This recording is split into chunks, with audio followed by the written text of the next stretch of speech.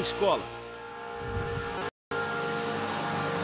Neste episódio do Discovery na Escola, veremos imagens espetaculares do Sistema Solar, como a colisão que pode ter formado a nossa Lua, e veremos como o nosso Sistema Solar se transformou.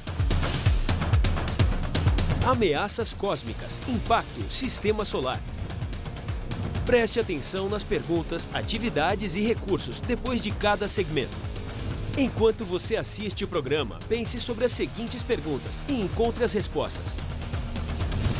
Que mudanças aconteceram na Terra como consequência do impacto que deu origem ao nascimento da Lua? Como o Sistema Solar se transformou durante o período conhecido como bombardeio tardio? Como Jim Shoemaker mudou o pensamento da comunidade científica? Discovery na Escola apresenta Ameaças Cósmicas, Impacto, Sistema Solar, primeira parte. O Sistema Solar é mais do que apenas 8 planetas e cerca de 170 luas que giram em torno do Sol. No amplo espaço vazio entre esses corpos celestes gigantes, há astros menores à espreita. Mas pequeno é um conceito relativo. Estes asteroides e cometas que dividem o espaço conosco atacam os planetas desde a formação do Sistema Solar. Nós mapeamos os planetas, colhemos dados e encontramos marcas de impactos por todo o Sistema Solar. Os indícios apontam para um único fato. Por mais que o céu pareça tranquilo quando o contemplamos, a realidade é outra. O Sistema Solar é um lugar perigoso. A questão é: o corpo celeste mais próximo da Terra está cheio de indícios de impactos violentos ocorridos no passado. Quando admiramos a Lua, sua presença é reconfortante. Ela ilumina as noites, controla as marés e marca o tempo com suas fases. Mas as crateras da Lua são tudo menos tranquilizadoras. Como as cicatrizes do rosto de um lutador vitorioso, elas contam uma história longa e violenta sobre as batalhas épicas em nosso próprio sistema. A Lua é uma espécie de livro onde podemos ler a história do Sistema Solar. A história da Lua começou há 4,5 bilhões de anos com seu nascimento apocalíptico. Ela é o resultado de uma colisão catastrófica de alguma coisa que nos atingiu. Um planetóide do tamanho de Marte perfurou a Terra incandescente ainda em formação. Os dois enormes corpos celestiais dançavam lentamente um em direção ao outro. O planetóide se aproximou no ângulo oblíquo de 45 graus a cerca de 10 km por segundo. Relativamente falando, a velocidade da colisão foi baixa. Porém, sua energia foi gigantesca. Ela pulverizou o outro planeta e arrancou um pedaço gigantesco do manto terrestre. Desprendeu-se totalmente. O tempo e a gravidade fizeram com que esse material se aglutinasse formando a nossa Lua. Teoria mais corrente, esse nascimento violento da Lua foi proposta pela primeira vez em 1975 pelos doutores William Hartmann e Donald Davis. Mas quais foram os indícios que possibilitaram essa reconstrução exata de uma colisão tão antiga? Os cientistas começaram tentando entender a constituição da Lua. Segundo estudos sobre a Lua das décadas de 1950 e 1960, sua densidade é menor que a da Terra. A Lua não possui um núcleo de ferro como o da Terra. Nosso planeta tem uma densidade muito alta, de 5 gramas por centímetro cúbico. A rocha tem cerca de 3 gramas. Portanto, sabíamos que a Terra é composta por uma mistura de metal pesado e rocha leve. Mas a Lua tem apenas cerca de 3 gramas, então ela é apenas um objeto rochoso. Mas embora as densidades sejam diferentes, a Lua e a Terra compartilham a mesma composição química. Especificamente, as variações dos elementos químicos conhecidos como isótopos são idênticos tanto na Lua quanto na Terra. Cada parte do Sistema Solar tem sua própria composição de isótopos. Examinando a Lua, vemos que ela tem exatamente a mesma razão isotópica de oxigênio, o que se enquadra perfeitamente na ideia de que o material da Lua originalmente fazia parte da Terra. Como a Lua tem uma composição semelhante, mas uma densidade diferente, Hardman e Davis sugeriram que esse quadro seria resultado da colisão de um corpo com a Terra, que teria produzido uma Lua parcialmente composta por pedaços do manto da Terra. Se a Terra fosse atingida por um objeto grande suficiente, uma grande parte do material da crosta e do manto terrestre teria sido arrancada. Há um núcleo de ferro e um exterior rochoso. Na colisão, o material rochoso é lançado para o espaço. Primeiro, haveria uma grande nuvem de fragmentos ao redor da Terra e, a partir desta nuvem, a formação da Lua como a temos hoje. É uma boa teoria, mas ela dependia de uma simulação computadorizada. Quando tentamos descrever a formação da Lua, começamos com uma ideia. Neste caso, a ideia é que a Lua foi formada a partir de uma grande colisão com a Terra primitiva. Depois, construímos modelos, simulações computadorizadas que descrevem o que acontece durante tais colisões. Um modelo que gerasse obrigatoriamente a rotação atual da Terra e o tamanho da Lua.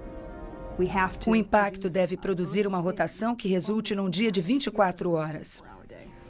Ao colocar os dados no modelo, voltamos no tempo para uma Terra bem diferente. Sua rotação durava 4 horas, na direção oposta, antes de ser atingida por um objeto em baixa velocidade do tamanho aproximado de Marte. O ângulo, o tamanho e a velocidade do objeto que colidiu com a Terra modificaram a sua rotação. O fato é que uma colisão em baixa velocidade foi um acontecimento de sorte para o nosso planeta. Se o objeto estivesse em alta velocidade, causaria a destruição do planeta. Nesse caso, com o choque, o núcleo de ferro do corpo celeste continuaria em direção ao centro da Terra. O núcleo de ferro do objeto teria se fundido com o núcleo de ferro da Terra, aumentando a massa do centro do planeta. Este processo produziu uma grande mudança na Terra. A temperatura do planeta teria subido 5.500 graus, talvez 11.000 graus no interior. O impacto encheu a atmosfera do planeta com partículas grossas de silicato das rochas vaporizadas. Cerca de 1000 anos depois, a atmosfera de silicato da Terra começou a esfriar e a se condensar. Apesar de sua origem cataclísmica, o relacionamento entre a Lua e a Terra é fonte de estabilidade. A órbita e a atração gravitacional da Lua são responsáveis pela manutenção da variação da inclinação da Terra em cerca de 1 grau. Sem a Lua, os modelos preveem que a variação do ângulo de sua inclinação poderia ir de 0 a 60 graus, ou seja, em determinadas épocas, o Polo Norte estaria quase de frente para o Sol. As condições da Terra sem o impacto não impediriam o surgimento da vida, mas suas condições seriam muito mais difíceis.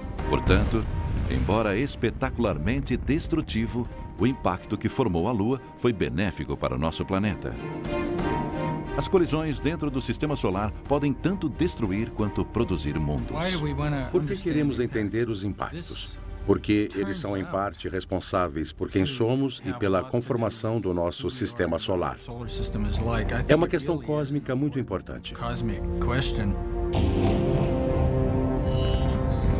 Os indícios trazidos pelas missões da Apollo na Lua também ajudaram a resolver outra controvérsia em relação à Lua. O que provocou sua aparência de queijo suíço?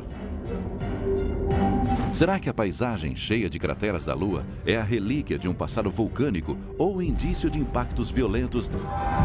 Desde meados da década de 1970, os cientistas sugerem que a Lua é o produto de uma colisão cósmica da Terra. Mas será que sua conhecida superfície também seria um indício de que os corpos do Sistema Solar podem colidir uns com os outros? Até a década de 1960, a maioria dos cientistas acreditava que as crateras da Lua eram cones de vulcões antigos. Quando entrei na universidade em 1961, ainda eram publicados livros de cientistas respeitados, argumentando que as crateras da Lua eram vulcânicas. Gene Shoemaker era um dos geólogos convencidos de que a Lua havia sido vítima de milhões de impactos de meteoritos. Sua teoria nasceu de um estudo sobre as crateras causadas por impactos da Terra que são raras e difíceis de serem reconhecidas. Mas por que há tantas crateras na Lua e tão poucas na Terra? Na Terra, elas são apagadas por causa da atmosfera, das placas tectônicas, entre outros fatores. O trabalho de Shoemaker estabeleceu que as crateras de impacto têm características distintas. Elas podem ser reproduzidas atirando uma bala na areia. Primeiro há uma orla, com a forma de uma tigela, e também uma coisa chamada cobertor de ejetos, que ocorre quando o impacto do meteoro libera uma nuvem de fragmentos que formam um cobertor em volta da cratera. Shoemaker catalogou a anatomia das crateras de impacto, estudando as crateras causadas por testes de bombas atômicas em Yucca Flats, em Nevada. Com seu trabalho, as crateras de impacto da Terra começaram a ser descobertas. Armado com o entendimento das crateras do planeta, Shoemaker pretendia usar as missões Apollo para provar que a como geólogos. Orientados por Shoemaker, os astronautas da Apollo trouxeram os indícios que cientistas como ele precisavam para provar que as crateras da Lua eram decorrentes de impacto e não de vulcões extintos. A Lua é uma testemunha. Os astronautas da era Apollo trouxeram rochas lunares e parecia que elas tinham a mesma idade. Isto tem um significado. Amostras de rochas das crateras que cobrem a Lua, coletadas durante as missões da NASA nas décadas de 1960 e 70, datavam de um período específico de muito tempo atrás. Pelas amostras, estimou-se que o impacto ocorreu entre 3 a 4 bilhões de anos atrás. Alguns cientistas acreditavam que pode ter havido um período com uma grande quantidade de impactos após a formação do Sistema Solar. Esse período de choques de asteroides no Sistema Solar interior vem sendo chamado de bombardeio pesado tardio. O material dos planetas foi arremessado para o espaço. A Terra, a Lua, todos os planetas foram bombardeados pelo material espacial. Segundo alguns cientistas, o espaço produziu um ataque de asteroides e meteoros durante este período. Por cerca de 300 milhões de anos, havia corpos maciços vagando pelo Sistema Solar, orbitando o Sol e interceptando as órbitas dos planetas telúricos. Eles eram como balas cósmicas e voavam por toda parte. Mas o que causou o bombardeio? Houve um aumento nos impactos que pode ter sido causado pelo movimento dos planetas, que enviou uma grande quantidade de cometas e asteroides para dentro do Sistema Solar interior. Alguns cientistas especulam que pode ter acontecido uma espécie de efeito dominó que começou com a mudança das órbitas de Júpiter e Saturno, causando uma guerra entre os planetas. Este distúrbio gravitacional perturbou a órbita de um anel de fragmentos chamado Cinturão de Asteroides que fica entre o Sistema Solar interior e exterior. Esses fragmentos começaram a interceptar as órbitas de Mercúrio, de Vênus, da Terra, de Marte e de suas luas. Este evento aconteceu quase 1 bilhão de anos após a formação do Sistema Solar, ou seja, ele estava no final da adolescência. Os planetas e a Lua foram atingidos por esses fragmentos que eram restos da formação do Sistema Solar. Felizmente para nós, colisões cósmicas tão frequentes quanto as desse período nunca mais irão acontecer no nosso Sistema Solar.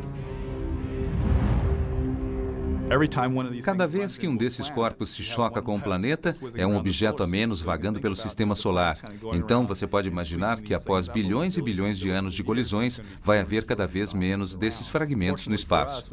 Felizmente, chegamos a um ponto da história em que são poucos esses objetos, e com certeza se passará um bom tempo até que sejamos novamente atingidos por um deles. Mas não podemos deixar de observar os céus, pois de vez em quando, um ou outro planeta do nosso Sistema Solar sofre um grande impacto. Em 1994, uma bola de neve gigante rumava em direção a Júpiter sob os olhos perplexos da Terra. Amostras de rocha das missões Apollo que foram à Lua convenceram a maioria dos cientistas da gravidade do que ficou conhecido como bombardeio pesado tardio quando nosso Sistema Solar foi atacado há 4 bilhões de anos. Mesmo na década de 90, muitos ainda acreditavam que a probabilidade de um impacto moderno com um grande objeto era virtualmente nula. Mas o geólogo Gene Shoemaker conseguiu mostrar que colisões maciças dentro do nosso Sistema Solar não eram uma coisa do passado. Havia muitas piadas sobre um suposto desastre. Aquilo era considerado coisa de filme de ficção científica. Mas levar a sério era difícil, porque não se conhece alguém que tenha morrido atingido por um asteroide.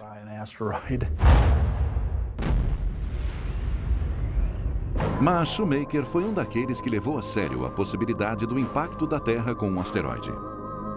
Ele esperava que a opinião pública reconhecesse a necessidade de se procurar por futuros visitantes indesejáveis da Terra. Ele precisava de mais provas para que as pessoas acreditassem. Milagrosamente, em 1993, o céu deu a ele a prova da qual precisava. Na noite de 24 de março de 1993, Gene Shoemaker, sua esposa Carolyn e o astrônomo amador David Levy estavam observando os céus no telescópio Schmidt, no Observatório Palomar, em San Diego, na Califórnia. Mas a noite estava cheia de nuvens, nada indicada para observar o espaço. Eu estava olhando para o céu e vi que havia buracos nas nuvens. E pensei que, como havia frestas, talvez devêssemos continuar observando na esperança de encontrarmos algo. David foi sempre um entusiasta e, para ele, não havia limites no tocante a registrar imagens. Mas Gene estava relutante. O filme era caro e a noite não era promissora. David Levy não queria desistir. Ele tirou apenas 2 pares de filmes naquela noite. Ao ver as imagens 2 dias depois, Carolyn viu algo diferente. De repente, ela se arrumou na cadeia e disse: David, Gene, não sei o que temos aqui, mas parece a colisão de um cometa. Nenhum de nós sabia o que era, porque era diferente de tudo que já havíamos visto antes. Para confirmar a descoberta, Levy ligou imediatamente para o amigo James Scott, que estava observando o céu em Kitt Peak, perto de Tucson, Arizona. Scott duvidou do acontecimento, mas concordou em dar uma olhada. 2 horas depois, liguei para ele e eu disse: você está bem? E ele respondeu: meu queixo caiu e foi parar lá no chão. Eu perguntei: Gene, aquele era um cometa? E ele disse: ah, com certeza, é um cometa. Um cometa é um corpo de gelo que às vezes tem um núcleo rochoso que orbita o Sol. Normalmente usamos o termo asteroide para objetos rochosos e cometa quando há água congelada. O problema desta definição é que começamos a perceber que muitos objetos do cinturão de asteroides continham gelo. Isto depende de onde o objeto se formou. Ele pode ter muita água congelada quando nasce longe do Sol ou não conter água quando se forma próximo do Sol. É difícil prever os cometas, porque a duração da sua órbita pode ser extremamente longa, levando mais de 1 milhão de anos para contornar o Sol. Os cálculos orbitais do Shoemaker-Levy 9, como foi batizado o cometa, revelaram que ele havia passado perto de Júpiter em julho de 1992 e que as forças gravitacionais de Júpiter o haviam quebrado em 21 fragmentos. Os cometas podem ser muito frágeis e a gente encontra um fragmento aqui, outro ali, mas ninguém jamais havia visto esses fragmentos alinhados assim. Então foi uma grande descoberta. Parecia um colar de pérolas. Pérolas perigosas, que, segundo os cálculos, estavam em rota de colisão com Júpiter. Para Gene, que sempre quis ver o impacto, foi uma notícia fantástica. Mas as reações da comunidade científica não foram unânimes. Lembro do dia em que anunciaram que o Shoemaker-Levy 9 ia mesmo atingir Júpiter, porque um aluno entrou na minha sala e disse: você ficou sabendo? Um cometa vai bater em Júpiter. E eu falei: Júpiter é muito grande, cometas são pequenos. Não vai ser grande coisa. Esta era a questão. Qual seria o impacto de uma grande bola de neve num gigantesco planeta gasoso? Gene Shoemaker acreditava que a velocidade incrível do objeto produziria uma colisão espetacular com Júpiter, mas novamente poucos acreditaram nele. Não sabíamos muita coisa sobre a composição dos cometas, sobre sua força, mas torcíamos por um grande espetáculo. Ninguém acreditava que os resultados seriam tão dramáticos quanto foram. Shoemaker estava certo. Entre os dias 16 e 22 de julho de 1994, o mundo observou os fragmentos do cometa Shoemaker-Levy 9 colidirem espetacularmente com as nuvens de Júpiter, um atrás do outro. Aqueles fragmentos estavam alinhados como os vagões de um trem e atingiram o planeta, sabe? Bam! Os fragmentos da colisão subiram a 3.200 quilômetros acima do topo das nuvens de Júpiter. Ver que daria para colocar a Terra inteira dentro daquela nuvem negra, provavelmente de um único fragmento, foi impressionante. Impressionante é pouco. Um dos fragmentos com 3,2 quilômetros de comprimento, chamado de fragmento G, colidiu com uma energia equivalente a 6 quadrilhões de toneladas de dinamite. Uma força 600 vezes maior que todo o arsenal nuclear e convencional da Terra. Este é o tipo de coisa que só acontece uma vez na vida. Nosso conhecimento do sistema solar evolui por saltos e através da observação. É assim que se faz ciência. O evento provou, sem sombra de dúvida, que os impactos não são apenas possíveis, mas também inevitáveis e muito perigosos. Há quem especule que, se um fragmento de cometa do tamanho do fragmento G colidisse com a Terra, extinguiria a maior parte da vida do planeta. A consciência da possibilidade de uma colisão no sistema solar é apenas parte do legado de Gene Shoemaker. Em 1997, ele morreu num acidente de carro enquanto estudava as crateras de impacto em Alice Springs, na Austrália. Lembro que durante um jantar alguém perguntou a um conhecido meu quem era o maior cientista planetário, o maior geólogo do século XX. Ele nem pensou antes de responder. Gene Shoemaker, sem dúvida. Gene Shoemaker ajudou o mundo a entender que os impactos dentro do nosso sistema solar são desastres esperando para acontecer. Mas será que os impactos maciços também ajudaram a formar nossos vizinhos planetários, a mudar sua composição e mesmo sua postura? Por exemplo, por que Marte tem duas faces? E por que Urano está parado de lado? A seguir, as respostas para as perguntas de ameaças cósmicas, impacto, sistema solar, primeira parte. A Terra aumentou a massa de ferro no centro do planeta e mudou sua direção e velocidade de rotação como consequência do impacto, que deu origem ao nascimento da Lua. Durante o período de bombardeio tardio, o sistema solar se transformou com as mudanças gravitacionais de Júpiter e Saturno, que alteraram as órbitas do anel de asteroides e os detritos atacaram os planetas interiores. Gene Shoemaker mudou o pensamento da comunidade científica ao demonstrar que os perigosos impactos de asteroides e cometas não são coisa do passado. Ao contrário, são inevitáveis e muito perigosos. Discovery na Escola sugere a seguinte atividade na classe. Comente as características do sistema solar e planeje uma viagem espacial, levando em conta os planetas interiores e exteriores e o cinturão de asteroides. Se quiser saber mais sobre ameaças cósmicas, impacto, sistema solar, Discovery na Escola sugere que você visite estas páginas na web.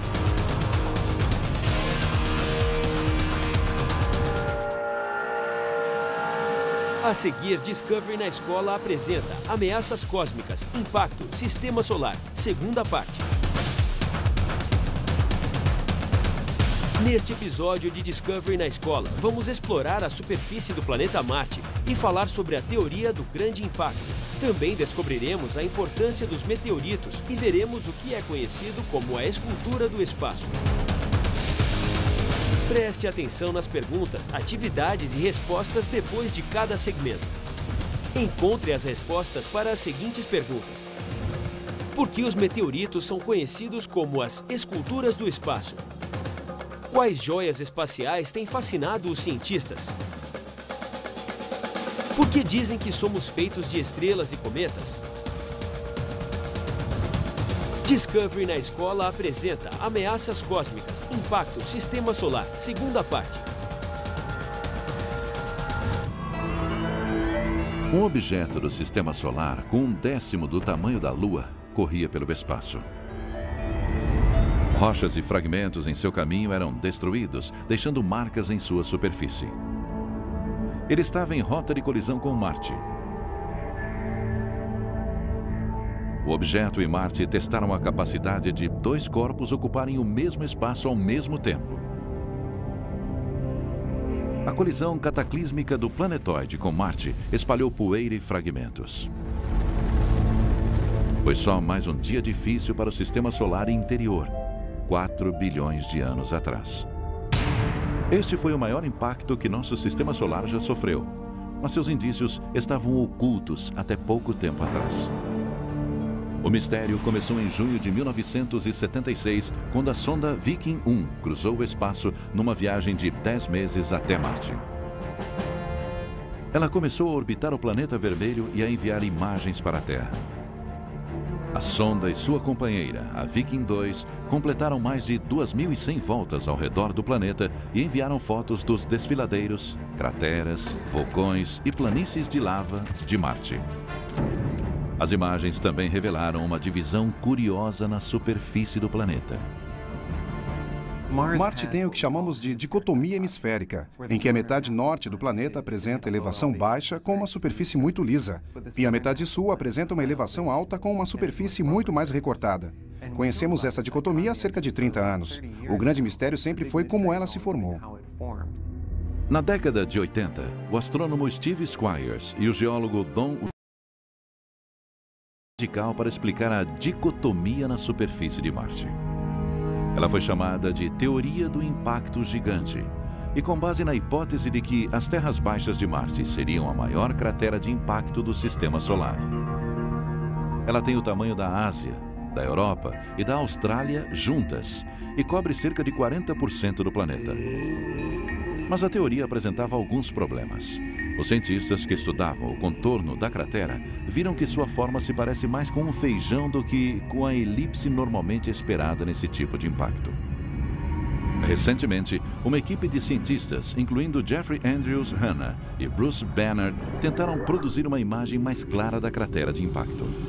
Através da topografia e das medições da gravidade, eles conseguiram olhar abaixo dos rios de lava da região de Tharsis, em Marte, que contém alguns dos maiores vulcões do sistema solar. Ao subtrair os efeitos da atividade vulcânica, eles conseguiram determinar o formato real da cratera. Conseguimos ver como ela era cerca de 4 bilhões de anos atrás, e descobrimos que, em vez da forma irregular de um feijão, tratava-se de uma elipse bem regular. Esta é uma observação muito importante, porque conhecemos apenas um processo capaz de produzir uma depressão elíptica imensa como aquela, que é um impacto gigante. Todas as grandes bacias de impacto do sistema solar têm forma elíptica.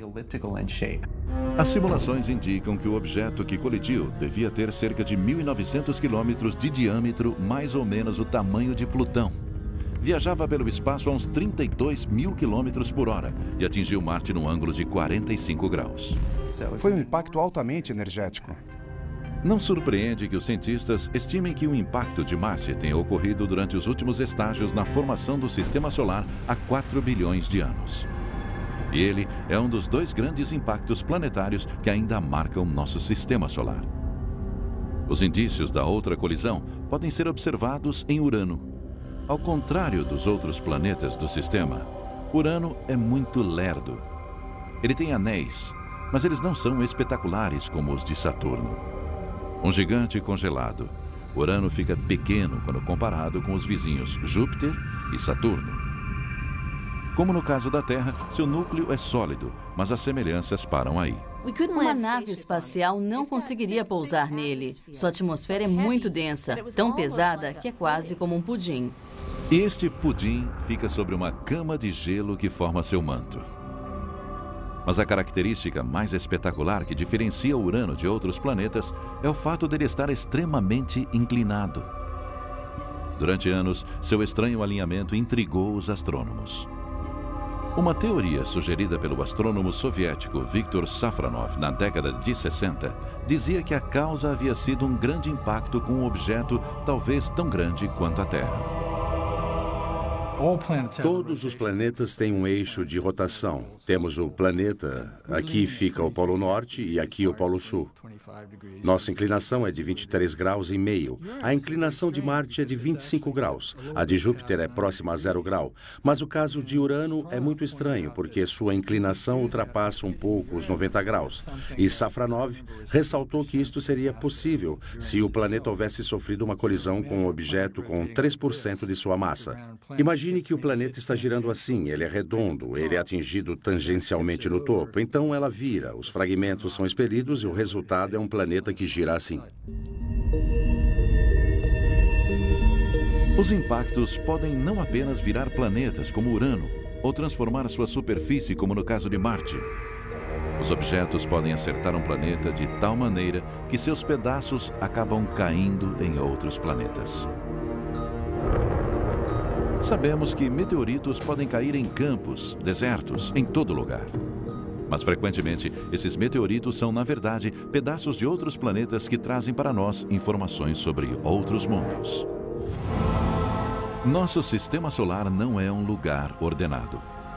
Fragmentos que nunca se aglutinaram para formar um planeta flutuam no cinturão de asteroides entre Marte e Júpiter, prontos para brigar. Uma colisão gera outra, e os impactos deslocam pedaços de planetas que acabam colidindo com outros planetas. Esses pedaços são indícios tangíveis de impactos dentro do nosso sistema solar.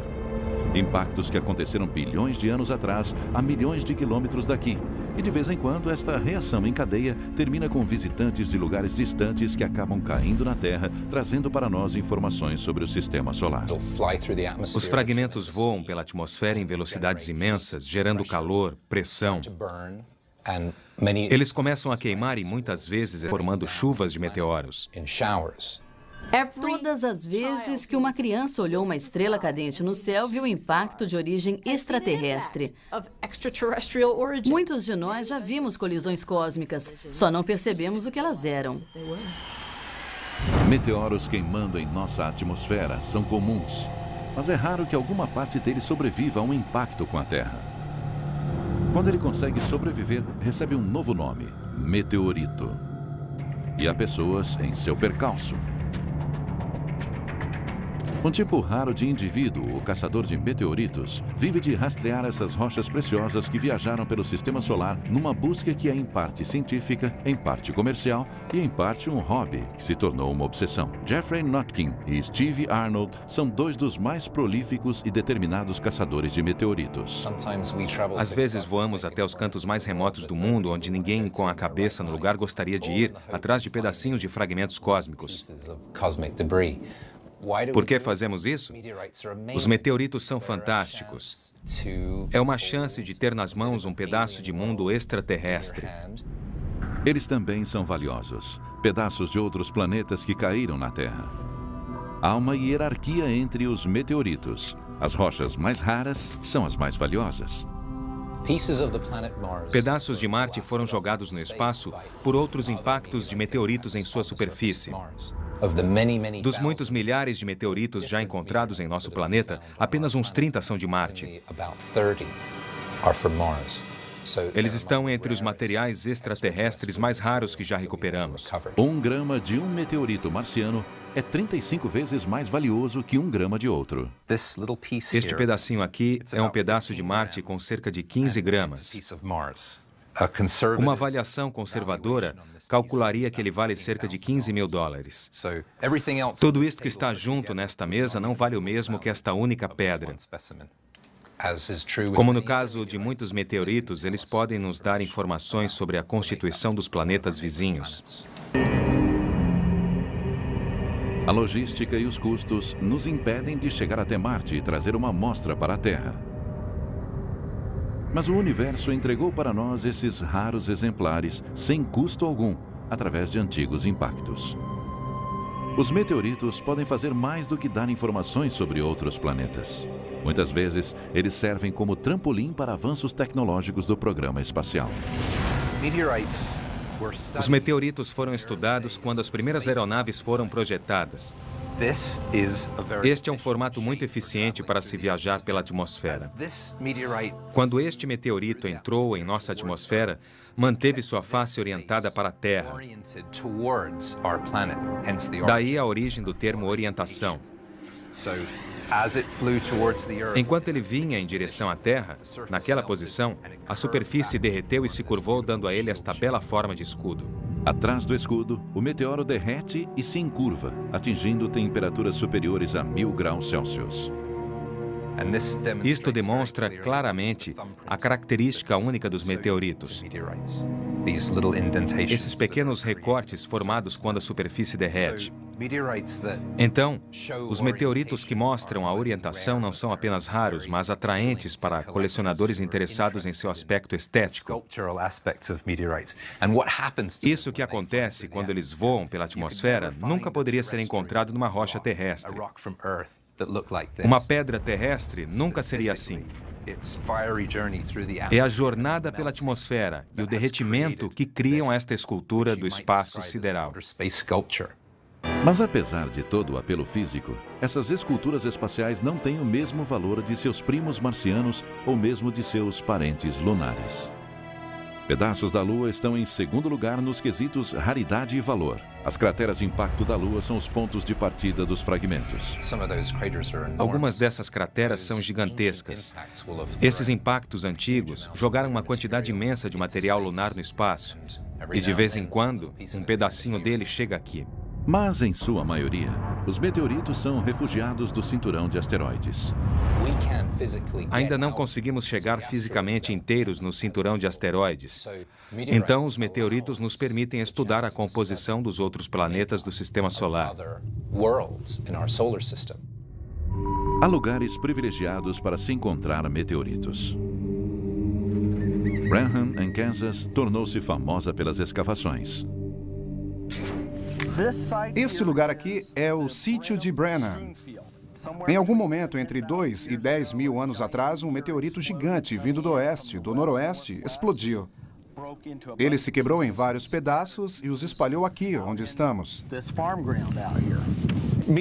Neste sítio já foram encontrados meteoritos. É animador estar aqui. Sabemos que eles estiveram aqui. Será que ainda resta algum? É o que vamos descobrir. Até hoje, 4 toneladas de meteoritos, pedaços do nosso sistema solar, foram retiradas desses sítios, incluindo a grande descoberta de Steve Arnold, um fragmento de 648 gramas, um recorde mundial de tamanho de uma palazita. Esses meteoritos são compostos por pedra e ferro e contêm cristais do mineral olivina. Palazitas são raras, valiosas e encontrá-las dá trabalho. Como fazendeiros arando um campo, Jeff e Steve precisam examinar cada centímetro de chão. Deixar um pedaço de fora pode significar perder um meteorito. Certo.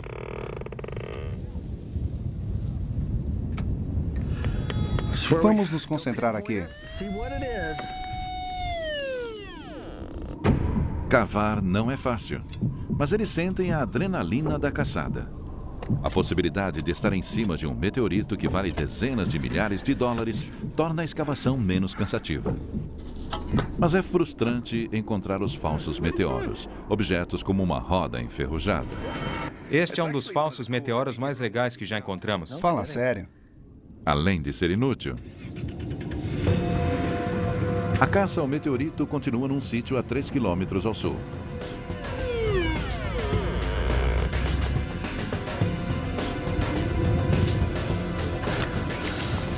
Certo. Caçador de meteorito parece um estilo de vida aventureiro e exótico. Mas desta vez a animação vale a pena. Eles atingiram alguma coisa cuja forma e composição sugerem ser um meteorito. Olha ali. Ele pode ser bem grande. Peguei. Olha só isso. Muito bem. Muito bem. Ele deve estar enterrado aqui há uns 5, 10, 15 mil anos, esperando o dia de hoje para ser descoberto. A forma clássica do meteorito, a face achatada pelo calor de entrada na atmosfera terrestre, e seu peso, cerca de 18 quilos, podem torná-lo valioso. 20, 25 mil dólares, talvez?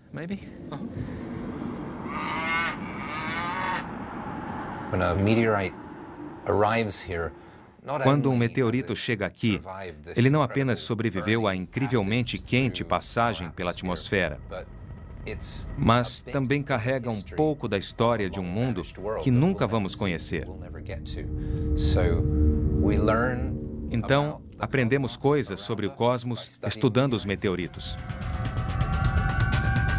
Os meteoritos de outros planetas que conseguem sobreviver à viagem pelo sistema solar nos dão a possibilidade de vislumbrar outros mundos.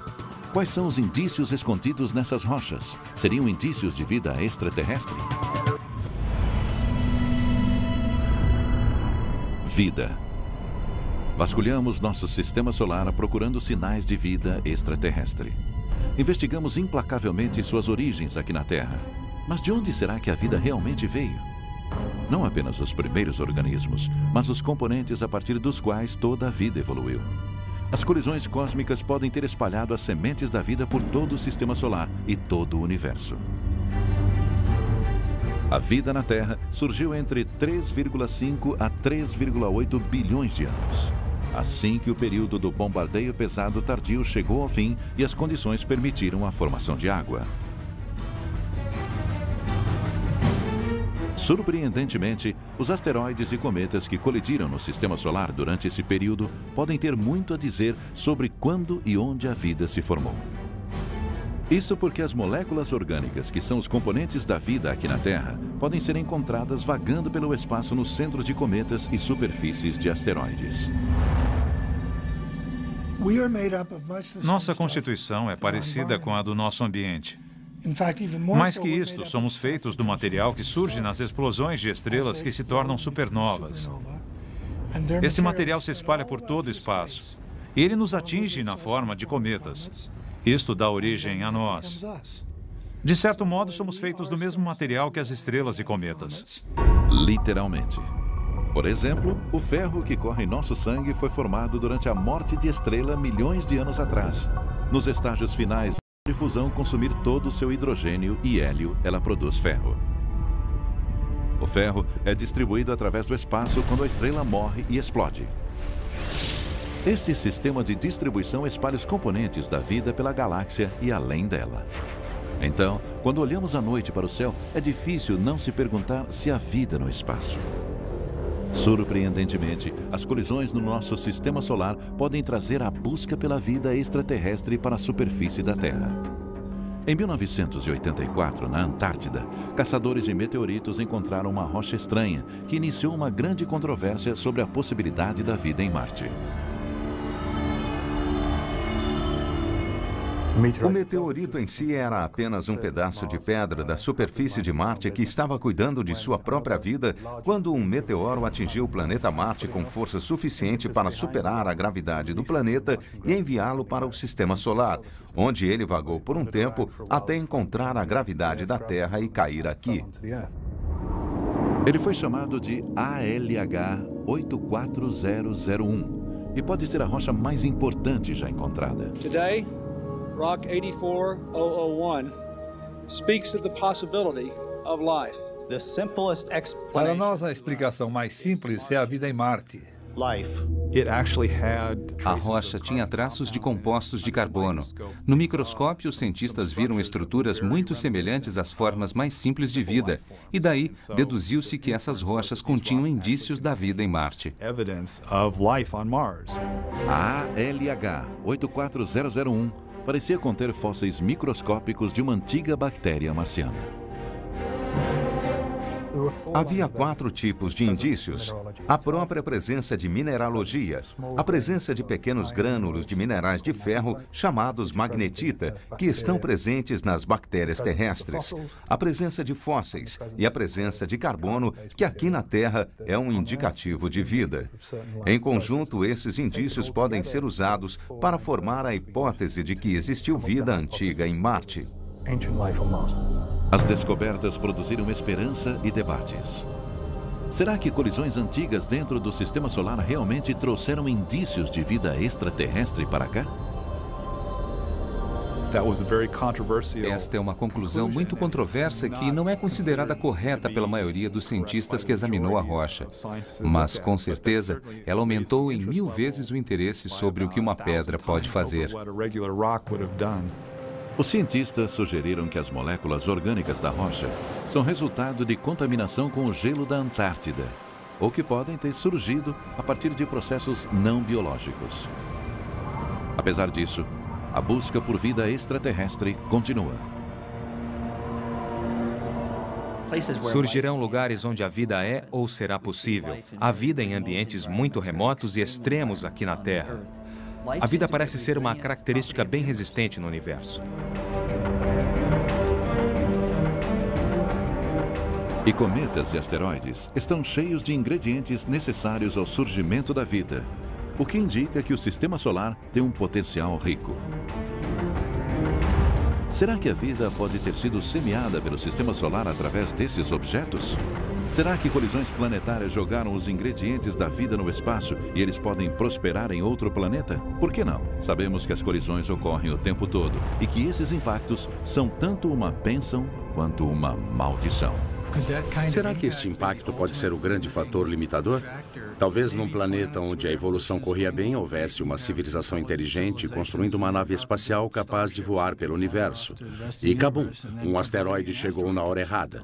Não sabemos realmente como é a evolução dos sistemas.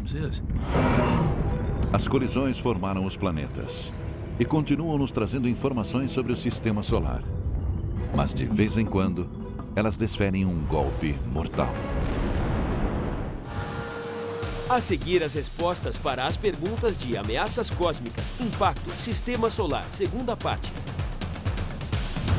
Os meteoritos são conhecidos como esculturas do espaço, porque ao entrar na atmosfera, as altíssimas temperaturas derretem e achatam sua superfície formando pequenas fendas. As joias espaciais que têm fascinado os cientistas são meteoritos chamados palazitos, que contêm cristais translúcidos de cor verde oliva numa estrutura de níquel. Dizem que somos feitos de estrelas e cometas, porque o ferro que corre por nossa corrente sanguínea formou-se a partir da morte de milhões de estrelas. Agora que você viu este programa, Discovery na Escola sugere para você as seguintes atividades para realizar na classe. E discuta na classe quem é David Levy, Gene e Carolyn Shoemaker e suas descobertas. Debata a existência da vida em outros planetas. Se quiser saber mais sobre ameaças cósmicas, impacto, Sistema Solar, Discovery na Escola sugere que você visite estas páginas na web.